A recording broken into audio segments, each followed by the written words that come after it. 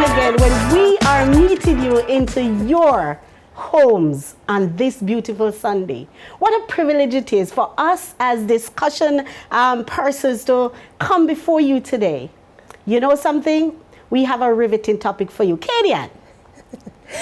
Yes, welcome back again also. And we also want to thank you for joining us faithfully every Sunday for our program. And we know that it has been a blessing from the comments that you have left in the chat. So we're encouraging you to keep it going. And if you haven't yet subscribed, remember, subscribe and share the link. Do you know something, Kaydian? Yes. I had someone who calls me just this week, and she was literally pouring out in tears. Yes. She was enjoying the session so much, and she could not believe that this type of discussion exists. Well, and praise so God. we're so happy to connect with you out there. So as Kaydian said, go ahead, share the link, subscribe. But what we want you to do this time around is to make sure that you put in your comments while the video is being played. So, as you have also noticed that among our lovely ladies, we actually have a special guest. Yes. And the reason for it is because the topic we will be discussing requires a bit of a shedding of light on it. Not only shedding of light, but someone who is professional, Yes. who knows how to pour out this topic to you, our listeners. And we know that we all will benefit from this discussion. So welcome again. So Sherye, what is our topic? So, you ask about the topic. It is, drum roll, the truth behind premarital counseling. So we have our beautiful ladies that has always been here in our discussion space. And to introduce our special guests, it's Georgette. So we hand over to you, Georgette. Okay. So, hi again, everyone. It is my absolute pleasure and honor to introduce our guest this evening. I've had the pleasure of knowing and interacting with this gentleman in various capacities for over 10 years, and I have found him to be a good man, a family man, and a man that loves the Lord. He's absolutely the right person to guide us through this topic.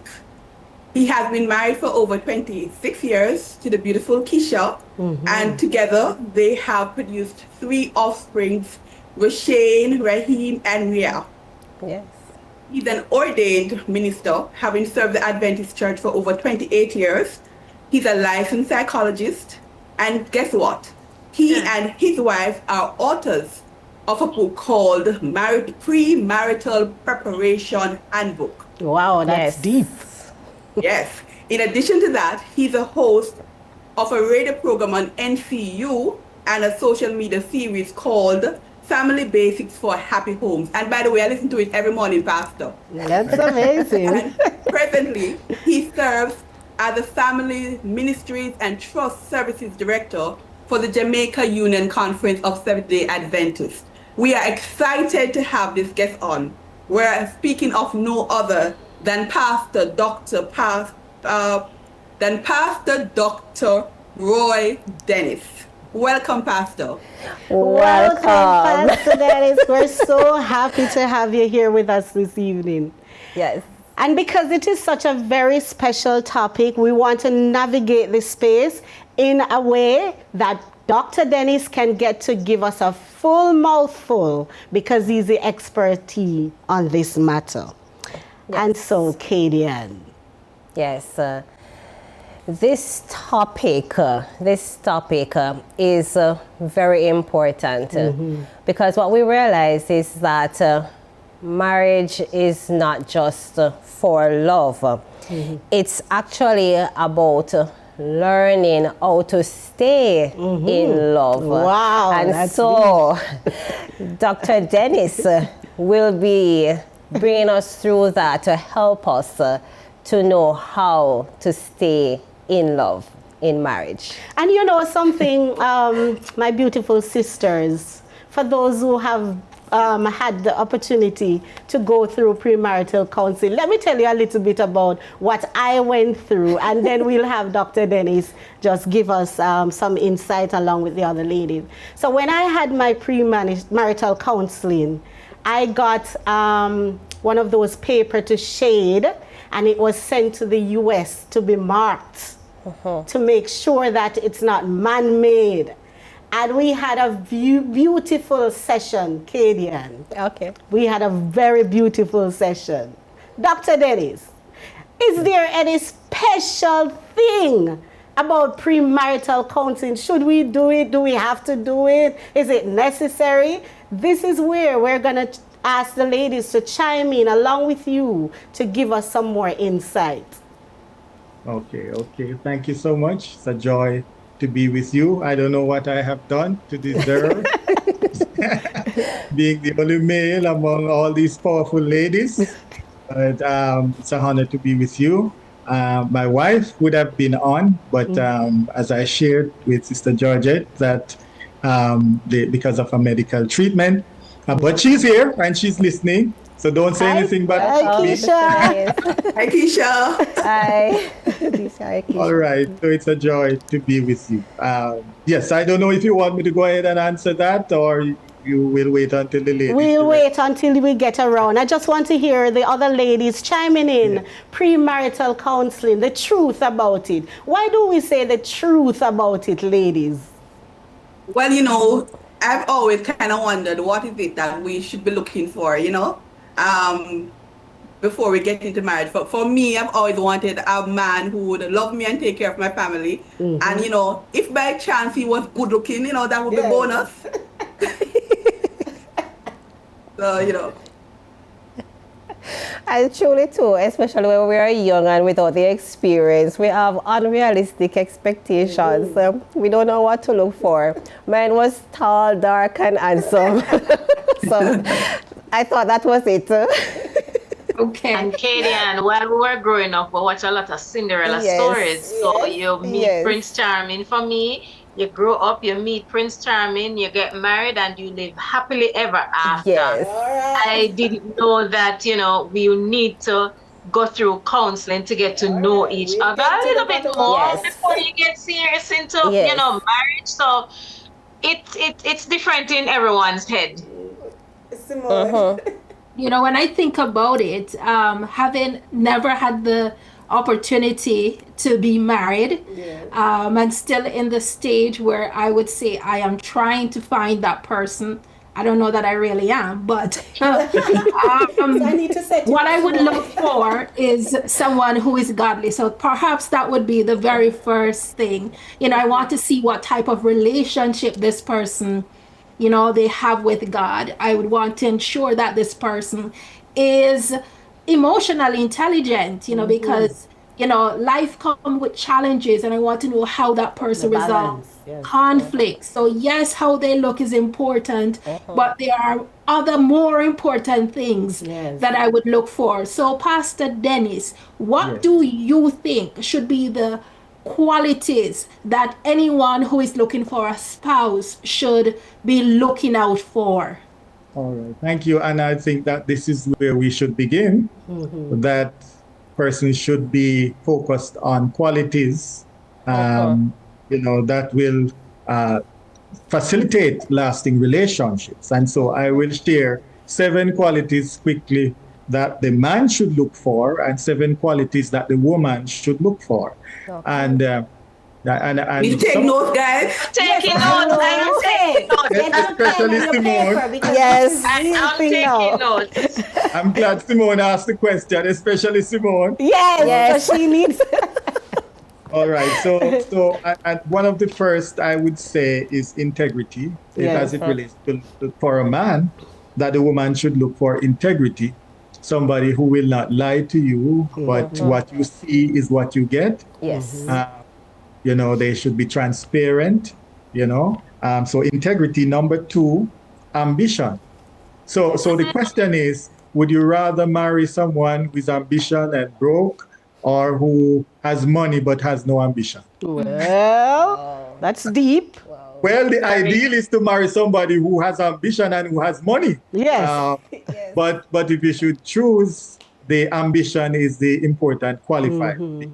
If the person doesn't have any money and they have ambition, money will come. Yes. You know? So ambition, you talk about emotional, someone mentioned emotional intelligence.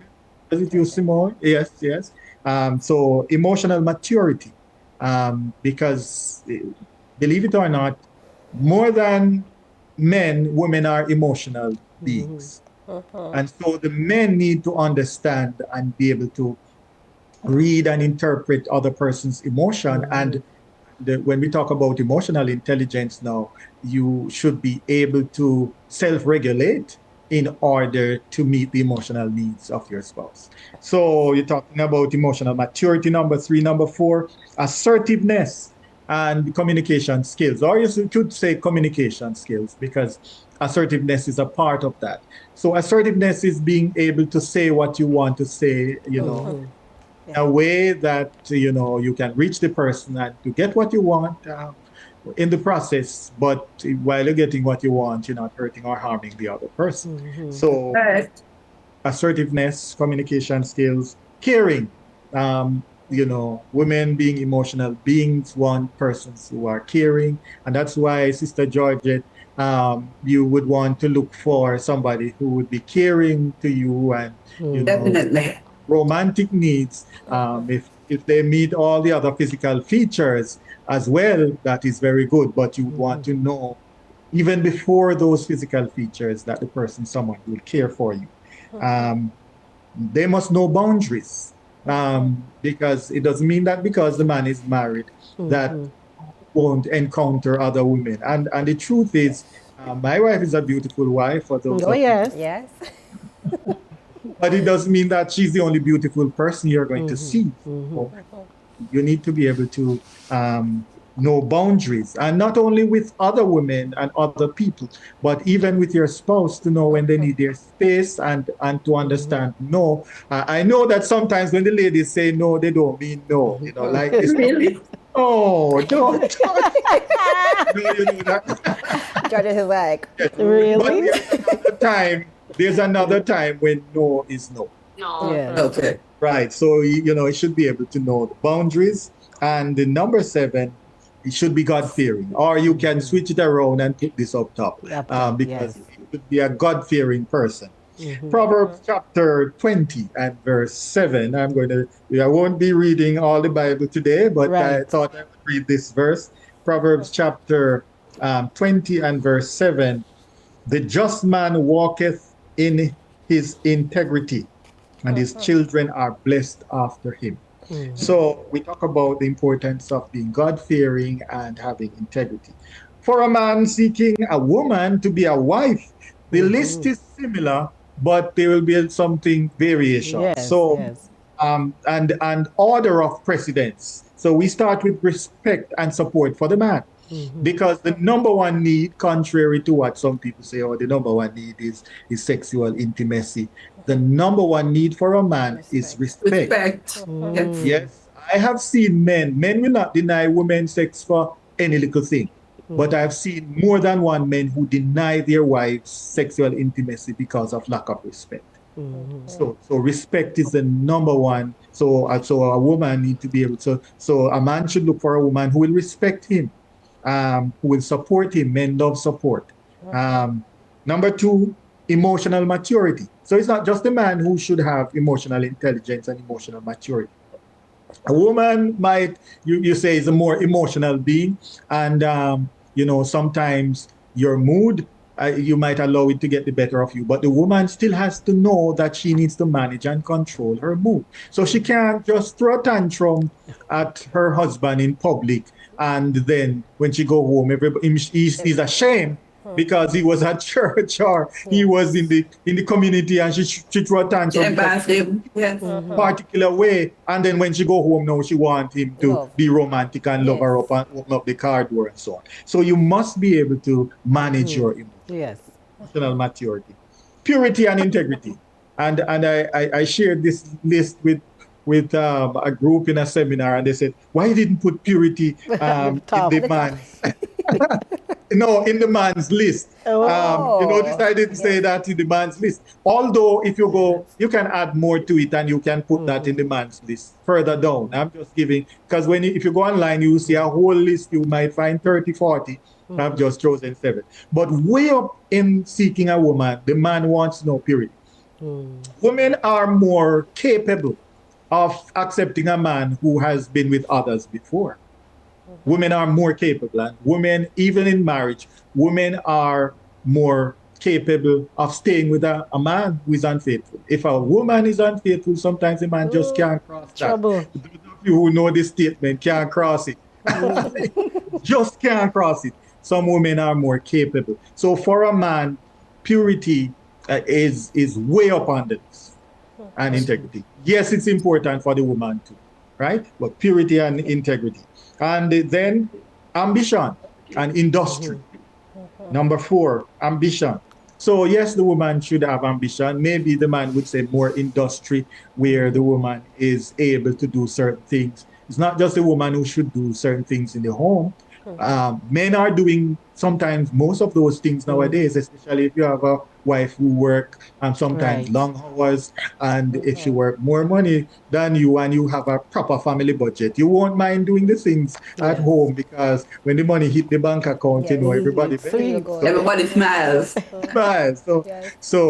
But however, the woman should be able to do those things. And I heard a man, you know, he's married, and he said, "Pastor, I am a chef, and this is what I do for a living. I don't mind cooking."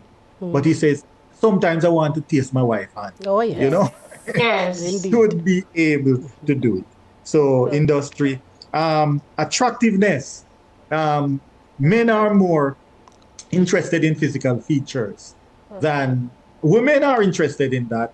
But men are more, men choose and select their wives, person they want. So when you're selecting a person for a wife, a man now needs to look at somebody who is attractive to him. You know, and beauty is in the eye of the beholder. Some men love the thick hair, some men love the eyes, some men love the slim ladies, some men love the thick lady, some men love the rounded hip or whatever. But it must be what I see as beauty might not be what another man sees as beautiful. So he needs to not just, you know, some men, when I'm doing premarital counseling, want to spiritualize away and say, "Oh, you know, I just want to know that she's a God-fearing woman." Well, I can tell you, I want to know that when my wife walk past me in the room, she make a statement. All right. Yes. You know? Yes. And that is not ungodly. Yeah. You know? No. And many men, that's the first thing that they see even before they see the character. So that alone should not be, but the woman should be attractive to you. Accountability. Men look for women who will be accountable. You can't just get up, and men should be accountable too. But you can't, you know, we are living in an age where women work their own money, and women, as I said, work sometimes more money than the men. And so many women find it difficult to be accountable to a man. And you will hear this statement, men go on like they own woman. Well, that's what you buy into when you get married. You own the man and him own you. Yes. So you can, I'm serious about that. You don't want to use the term own because it might seem like it's not human. But you take a vow that you're going to give yourself to this man as long as you live. And the man is to give. And so many women will treat the man as if they own the man. You know? And yet they don't want to feel like the man owns them. So you need to know that the man should be accountable and the woman should be accountable. All right? So accountability is important. And number 7 rather, is the same as the man, which we say you can switch it around, God-fearing woman. Because if you have a beautiful, good-shaped woman who is not God-fearing, can give you a headache, you know. A lot of men jump off the bridge, you know. So you need a God-fearing woman, because if she's faithful to God, she can be and will be faithful to her husband. Amen. We are going to pause here to take a break because I know the ladies want to chime in, and I want to say something about what Pastor Dr. Dennis said earlier. So let's pause for a break, and when we come back, we are going to open the can and we're going to let out the conversation.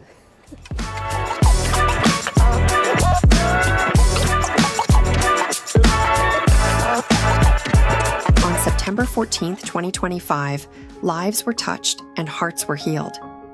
Through the medical mission in downtown Toronto, many individuals found hope, physically, mentally, and spiritually.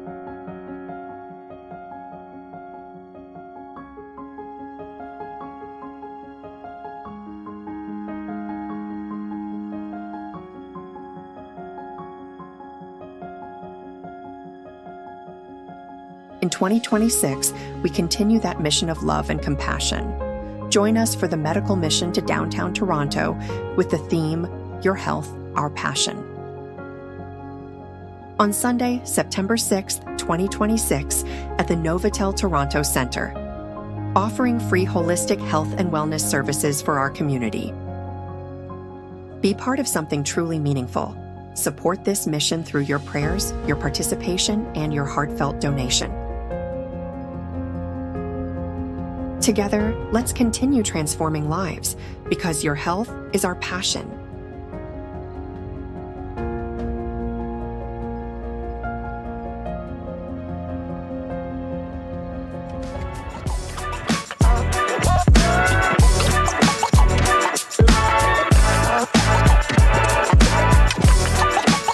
Welcome back.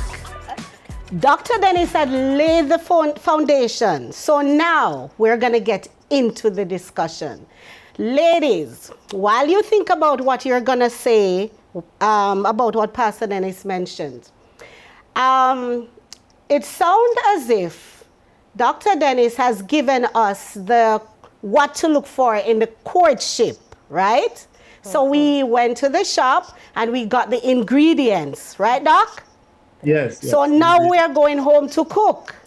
So the cooking part of it now is where they're going to go to the counseling to get the menu all together. Ladies, is there anything that Dr. Dennis had mentioned that you want to just burst out now and let the viewers hear you? Well, for me, it just raises the importance of understanding for yourself what the qualities are that you are looking for. Because if those are not clearly established and you go into a relationship, you might find yourself having problems because you get what you did not bargain for, you know? Very correct. And for me, also, it also opened up my eyes to realize that it's not just an outward appearance, but it's more personality and, you know, getting to know the person that you're going to get married to. Because it can't be that you see this nice man and he look good and, oh, him cute and him sexy and you want to get married to him. That is a total crash. That is accident. That is an accident, yes. And so I've learned so much. Yeah. And the physical features will always change. It is the character that will always last, you know? But I heard Pastor say the physical is still important, you know. I don't overlook that. Yes. Because at the end of the day, you need to be, it makes no sense to have a certain look that you like and then you get married to somebody else. And then it means you're going to end up always looking outside. So it's important. And Georgette, if I may add to what you just said, we feed with our eyes as human beings. In as much as we're looking for the personality, we see first before we get to know. So there must be some attraction by seeing the person, why you want to get to know the person a little better. Yes, that's important. That's very important and should not be underestimated. And even in the Bible, when Abraham sent for a wife for Isaac, one of the things that was said of Rebecca is not that she was mature, but that she was beautiful. In other words, she was an attractive woman. So that's an important quality. So I have a question for you. What about those women who would say they're not attractive? They're not, do they just get left behind because they're just not attractive? They're not pretty, they're not beautiful? Or you're gonna say everybody's beautiful in one way or another? But All right. I just want you to speak to the person who feels unattractive and undesirable. And I told you that beauty is in the eye Of the beholder. The beholder. And if you are to weigh between the physical features and the character, sometimes the character speaks far more than the physical features. Some of the most beautiful women in the world today are not married and cannot get married because they think they are too beautiful. And some of the men would prefer to marry somebody who is not, does not have the type of physical feature will give them less headache. For example, I saw a lady, I did a wedding for a lady, and the man is very active and about, and the lady was in a wheelchair, for instance. And I think, what's the name of that disease that causes you to be deformed from your back and your sort of... Oh, cerebral palsy. Yes, something to that. And this woman, she has a job, and she has a beautiful personality. And the gentleman who could probably find other persons was willing to, because this lady is very active, very industrious, and as I said, she has to use the wheelchair. But he got married to her. This is a man who could find somebody who is moving around without a wheelchair. Nobody was forcing him. And so, as I said, you choose, but the person should be beautiful to you. And I don't know if you have heard these terms, that you have the beautiful, beautiful, the beautiful, ugly, the ugly, beautiful, and the ugly, ugly. You have ever heard that? Never heard it before. No, all right. So the beautiful, beautiful is the woman who has a beautiful look and beautiful character. Okay. And they say the beautiful, ugly is the one who has a beautiful face but an ugly character. Ugly character, yes. And the ugly, beautiful is the one who has a ugly. Well, we don't want to call people ugly, but Right, that's yes. but they have a beautiful character. And then you say the ugly, where they don't look so good and they have an ugly character. And so you have some persons who they don't look as attractive as some people think, but their personality and character, there are some people who just light up the room and you don't see what they look like. And I want to make the point about attraction, because attraction does not have to be physical. There are some people who are attracted to someone who is intelligent. There are some people who is attracted to a bright person, as I am. So that's what I like about a man. I like a man who is bright and who can give me an intelligent conversation. That's what attracts me first. And then the physical looks comes after. So people are attracted to different things. I love the jacket and tie and the white shirt and the blue tie and the nicely slick jacket, yes. I like the white shirt. Yes. The white shirt. Intellect first and the caring. Yes. Yes. All right. You know something, Doctor? It is very nice for us to describe the character, what we're looking for, how we want to perceive the person in our lives. But let's take it a little further now to when they have decided that this is the person. This is the chosen. And now it's time for the premarital counseling. And you are sitting in front of them, and now the first day begins. What is the truth behind premarital counseling that you would want to, from your own point of view, give? All right. So before we go into the process of the counseling process, I just want to take maybe a few minutes just to talk about the importance of understanding the process that leads up to that. Because we have now looked at the qualities, but there's a process that leads to marriage, and so page 51 in the book Premarital Preparation Handbook, from page 51 speaks about that. Dating, page 18 to 24 rather, pages 18 to 24 speaks about the dating. Friendship starts with friendship. So this is where you should begin. Friendship, then friendship dating, then friendship dating courtship, friendship dating courtship engagement, friendship dating courtship engagement marriage. So let's go over that again, Doc. Get your pen and your Friendship. paper. Yes, go ahead. Friendship. So every relationship begins with friendship, right? So you're friends. Friendship dating. Now you start giving some special interest in the person. No commitment yet. Yes. Friendship dating. That's, when we were teenagers, we would go to social and we go around the mill. Johnny was a miller. Yes. You might not, Yes. And some people used to use that as a date, and so on. You go to the beach or you go to a restaurant or whatever. Dating, friendship dating, then friendship dating, courtship. Courtship is when you say, all right, this is the one based on what I've seen so far, and I'm going to do now a special investigation in this. All right. Nobody else know, just the two of us, special investigation. So that is courtship, and some level of commitment is made here. Yes.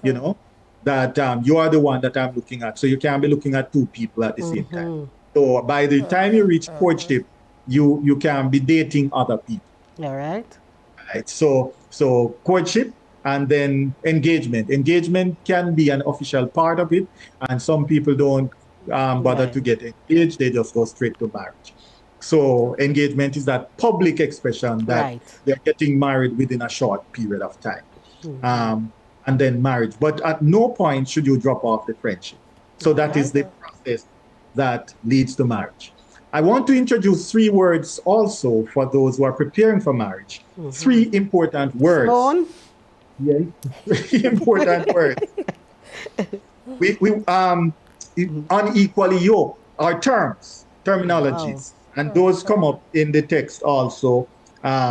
We talk about unequally yoked, and let me just read a little section here, what we're talking about from Deuteronomy 7:3-4. It says, nor shall you make marriages with them. You shall not give your daughter to their sons, nor take their daughters for your sons. And then 2 Corinthians 6:14, do not be unequally yoked together with unbelievers, right? And some people think that this is discriminatory. It's not. This is purely about religion or religious beliefs. It is saying that if you are a committed Seventh-day Adventist, if you marry somebody of another religious persuasion, whether religion or denomination, it will come with some conflicts that may destroy your marriage. So if you make that choice, there are some consequences. Right. So we're not going to run anybody out of the church if they marry somebody outside of the faith, but you must know that there are some consequences for doing so. So unequally yoked or equally yoked. Then the next term that we mix it up with sometimes is compatibility. All right, big word. Yes. Compatibility is not the same as unequally. Unequally yoked is purely religious. It's on your faith. Compatibility includes all those other areas that you should be similar in. And that is also there in the book. It talks about your age. Let me see if I can find the page here. So compatibility, it says page 28, is wider than being unequally yoked. While being unequally yoked has only to do with religious beliefs and practices. Incompatibility relates to the other qualities including age. So you must marry within your generation. If you want a romantic relationship, you must marry within your generation. A generation is 30 years. But in terms of marriage, most marriage counselor will say, try to keep it within 10 years. The ID, So, yes. Yes, if you want a close relationship. Then it talks about education. Somebody who you can relate to in your educational or intelligence is important. Financial capacity, social practices, family upbringing, temperament, whether the person is outgoing or reserved, all of these things. So what compatibility is are some areas that you need to be similar in. Religious beliefs, your goals and objectives, your social circle. All right, maybe you see somebody from Asia and you like how their eyes shape, but you have to determine whether or not you will like the food that they eat. Yes, sir. The food. This is serious. And so on. Yes. And then the final word I want to mention is complementarity. Okay.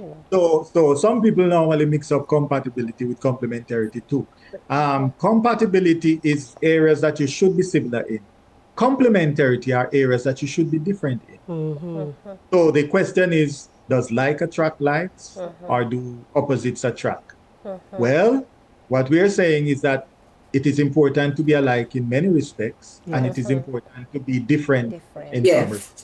What are some areas we should be different in? Well, the first, the Bible says God made them male and female. Yes. Okay. One use right side of the brain, one use the left side of the brain. One is more physical, one is more emotional. One a sex organ is external, the other, I don't know if I should say internal, but to receive. Yes. And so you see colors differently. It should not be utilized. And so personality, sometimes we find that it is better when you have different personalities. It can work with similar personalities. For example, my wife and I, we have similar personalities. Or we should say temperament. I am choleric, I'm a go-getter and so on. And she's also a leader in that respect. So we have to decide, because we have the similar personality, we have clashes if we're not careful. We have to decide who is in charge where. So my wife is in charge inside the house. I am in charge outside of the house. My wife will take charge of anything, will take the lead with anything that has to do with education, because she's a teacher. I will take charge of anything that has to do with religious practices, because I'm a pastor. Dr. Dennis. So we agree on that. So the final word on those things. But we discuss and we come to some, right? So you should be different in some respects. So the talker would normally marry a listener. Somebody would laugh at their jokes. What happens if you marry two talkers who just talk? Clash. Never get a Nobody get anything else. You can't get in a word, right? Yes. So those are three words that you bear in mind. Unequally yoked, three concepts, compatibility and complementary. Yes. Dr. Dennis, so based on what Kaydian, this is going to be for you to pick up from here, but based on what Dr. Dennis has said, we're still not ready for premarital counseling, right? We're still not ready. And I would love to hear you ladies know, how do you now balance this moving from that stage that doctor says to go now and prepare for the premarital counseling? And then we move into the next question.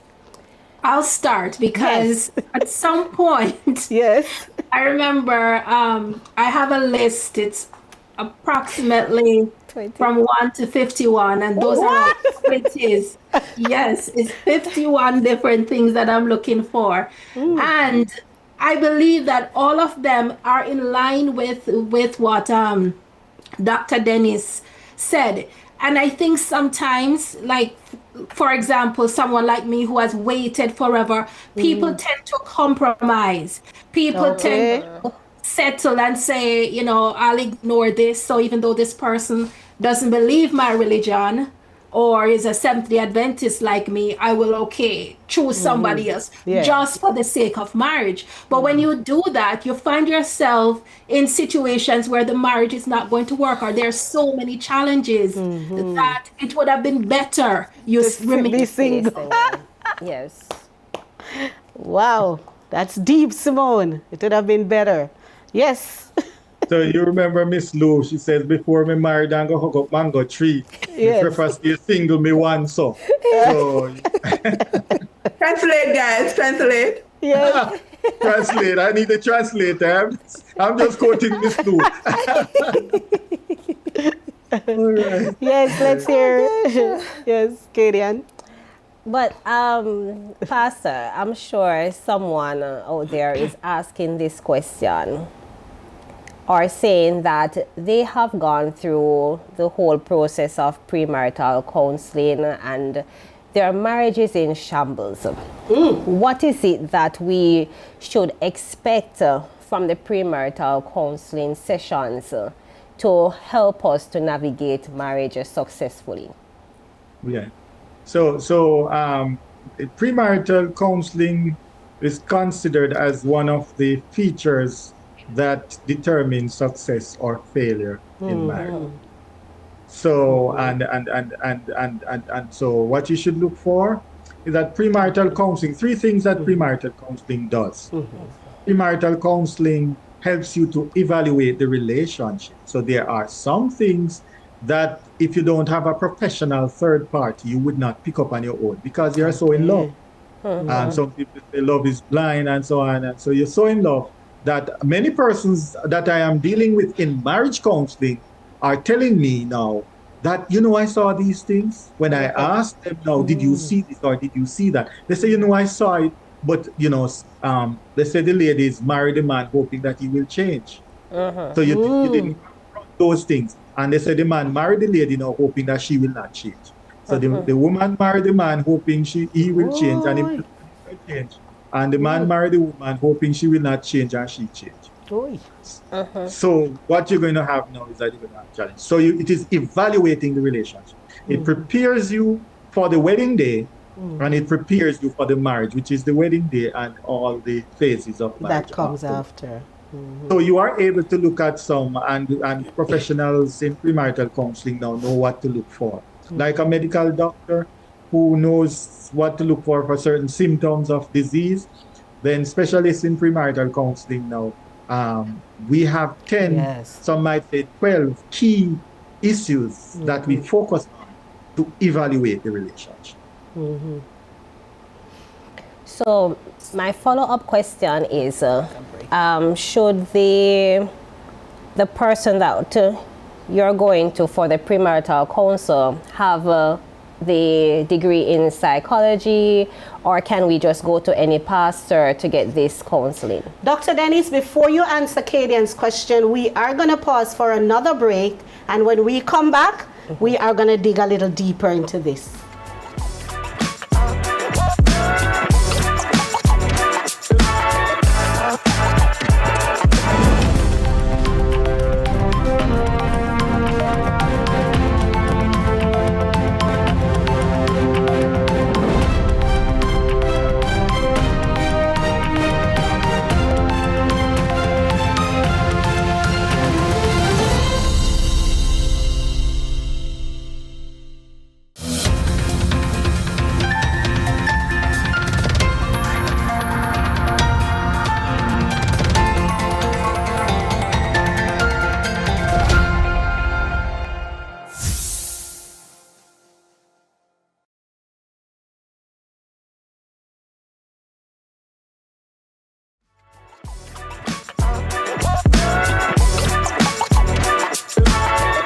Welcome back.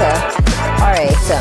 So Dr. Dennis is going to respond to the question, what is it that we should look for from the premarital counselor in terms of should he have a degree in psychology, or can we just go to any pastor for this level of counseling? Okay. Well, firstly, I should say that you need to choose your counselor carefully, but a degree in psychology is not a requirement for to find a capable counselor in premarital counseling. There are short programs that pastors can do to prepare themselves.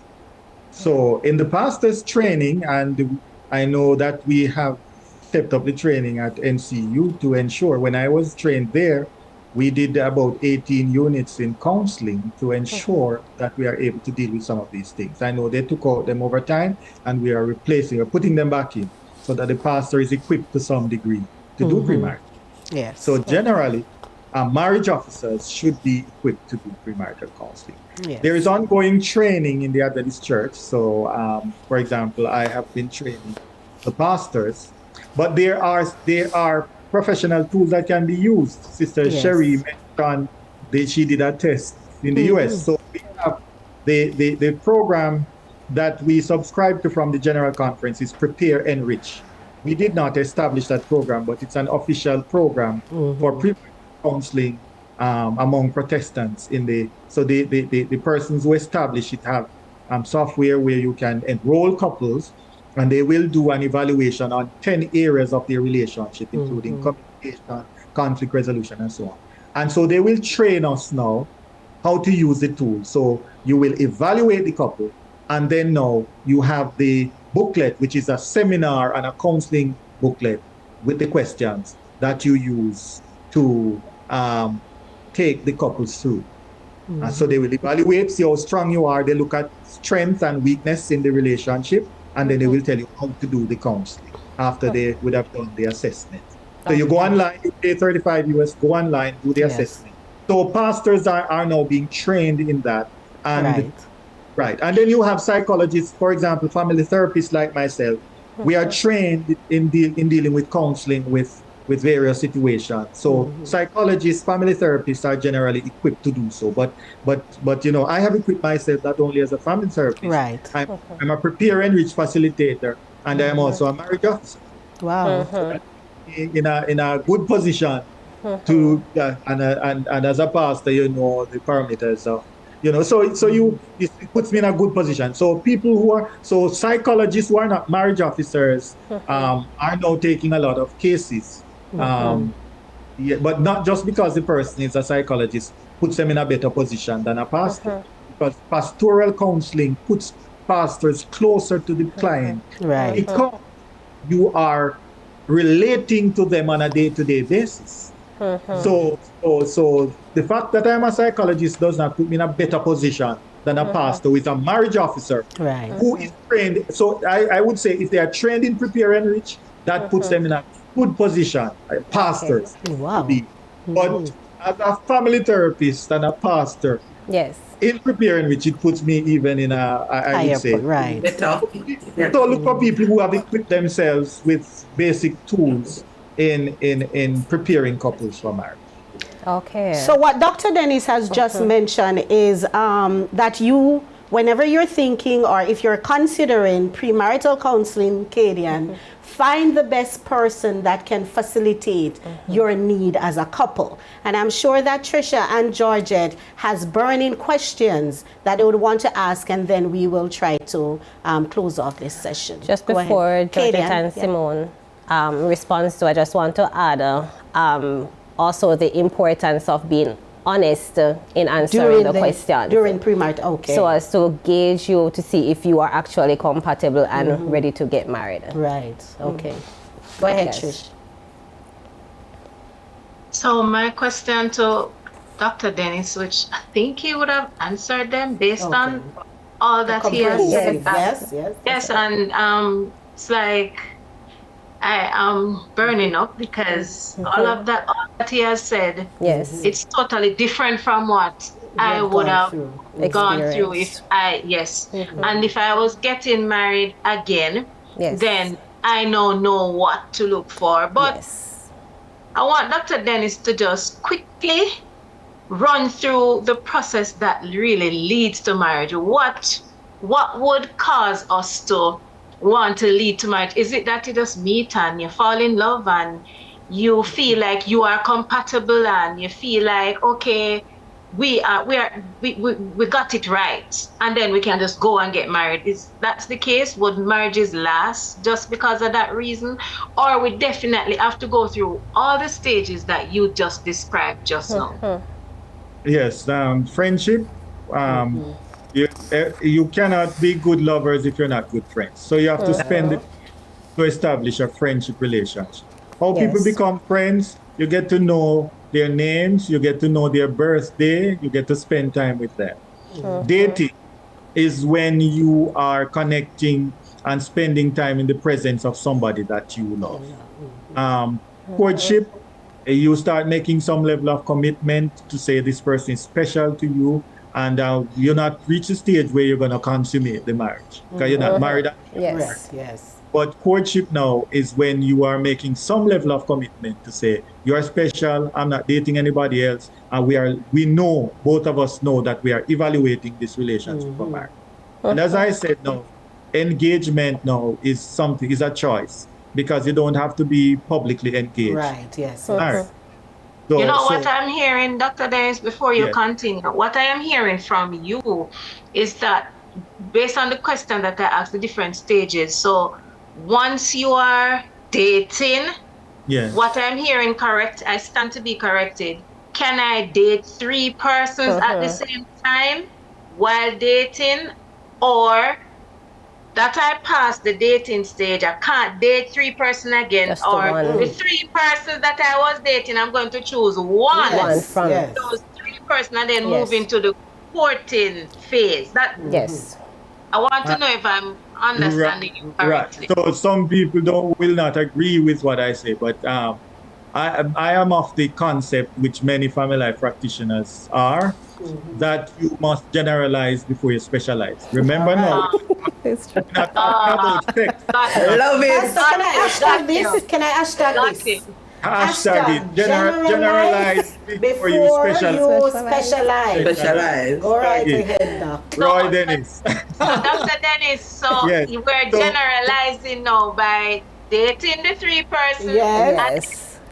No, Specialize. dating is specialized. But no commitment. So when it becomes a problem is if you go out, you meet this person, say, I'm going to use church. You have more than one young ladies in church, and that could possibly be a wife. Now I come to social tonight, and when Johnny was a miller and he lived by the mill, I go around the mill with this young lady. I spend time in her presence. I'm getting to know her. I like her. Right. We are friends.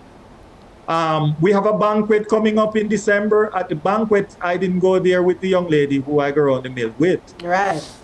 I go there with another young lady who say, we say, all right, we're going to go together. I made no commitment. I go to banquet. The problem we have is that because I go around the mill with Expectation, yes. Joan, one time, never go around the mill with her, never make no commitment. No other time.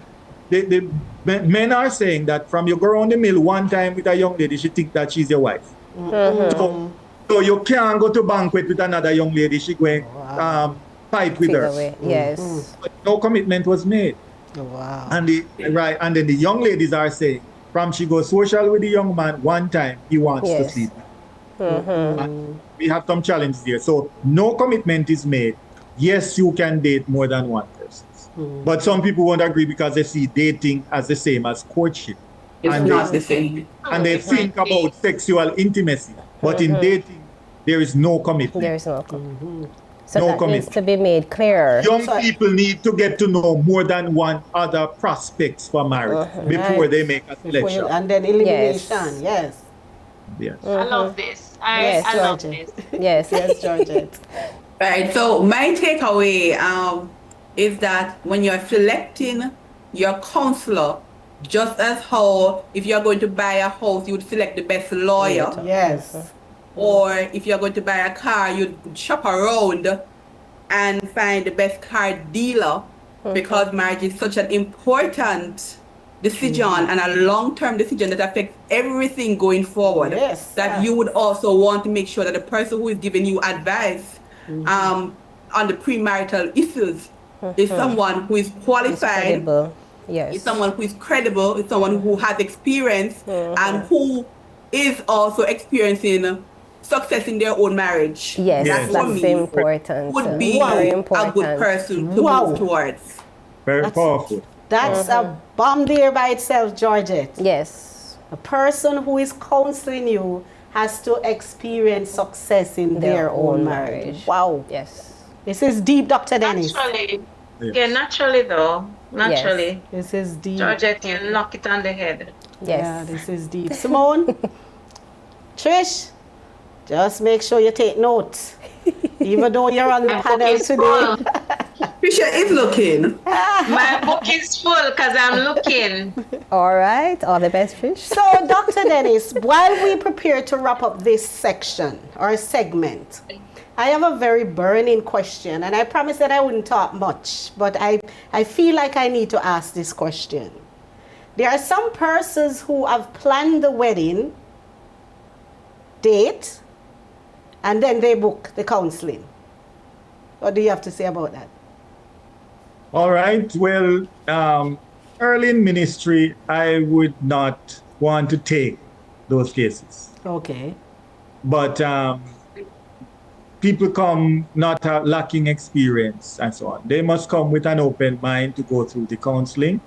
If they set the date, as far as possible, I work with the date. So if the date is set, for example, 6 months down the road or 1 year down the road, that gives us enough time. If they set the date 3 weeks away, then we don't have time to complete the counseling. So they don't need any counseling. Yeah. So if we set it long enough, then we can say, all right, you have been dating, you set a date, we're going to try to cover the curriculum over. So they're going to do 7 sessions or 8 sessions. We're going to do once per month, and we're going to cover them over the. However, they must know that I have the right as a marriage officer. Now, I'm doing the counseling doesn't mean that I have to do the wedding. Okay. I have a right as a marriage officer to say, especially for Adventists, to say that if these are my members now, if I see that the marriage is not workable, I have the right to say I have not performed. Wow. And I have had a few that I have had to say either postpone or maybe you can look at canceling. We had one that the people bought and the dress and large wedding, and about 2 weeks before, I had to say, what is happening here? You're not ready, and I am not married. And yes, and sometimes they will find another marriage officer, or sometimes they will postpone. And I had one that had to postpone, and we did 6 more months, and they had a good wedding, not a large wedding. They didn't bother to buy up anything the next time. And the marriage, as far as I know, is still ongoing.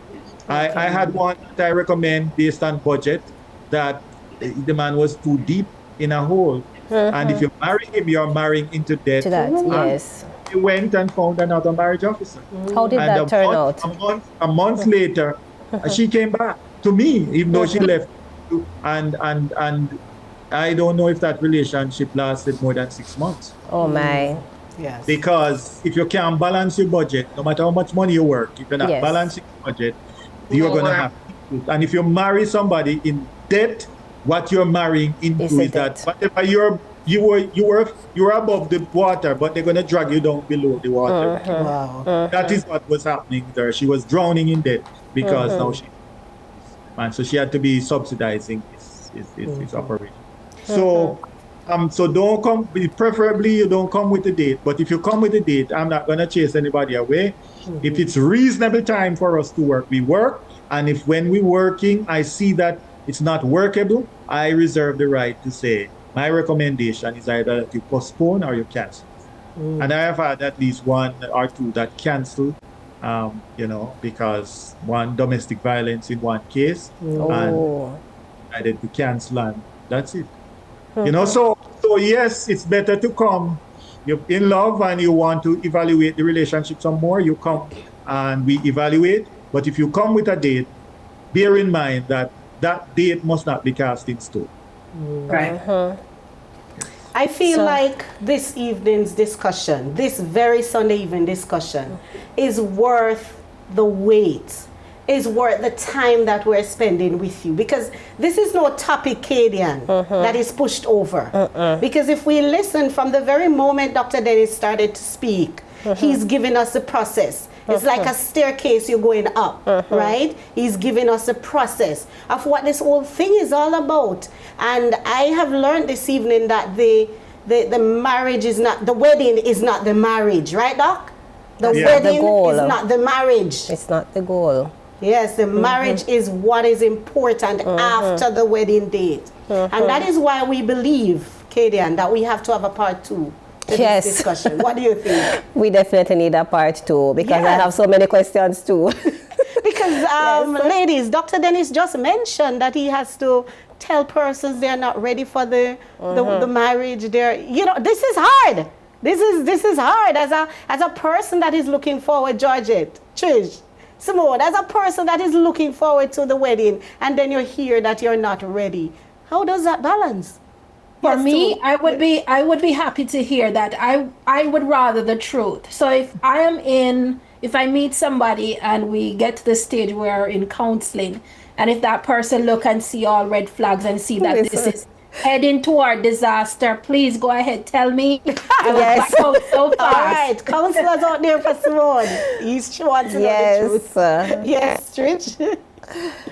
This is serious. Well, I will not agree with Simone 100%. Okay. Yes, some persons would be grateful and happy, but as Pastor said, the lady went elsewhere to get another counselor's advice because of how she felt. She wanted to get married. She didn't want to hear the counselor telling her that it's not going to work. So while I support what Simone says, I will also understand when you set out to get married and this is what you really want and you don't want to hear the let's go back, Trish, to last week's discussion. The heart wants what the heart, exactly. Let's repeat it. The heart wants what the heart wants. But I must say, once the heart wants something, it is going to go right ahead and get it. But I think part 2 will get more from Kaydian, part 2. Yes. I just want to say that the heart wanting what the heart wants is not the best approach. If we are going to seek premarital counseling, as Pastor has said, we must go with an open mind. We must go with the desire to find out will this marriage last if we actually get married. You know, marriage is serious business. Oh, yes. You know, you don't want to go in it and then find out the next day, a couple months later, that, oh my God, what did I get myself into?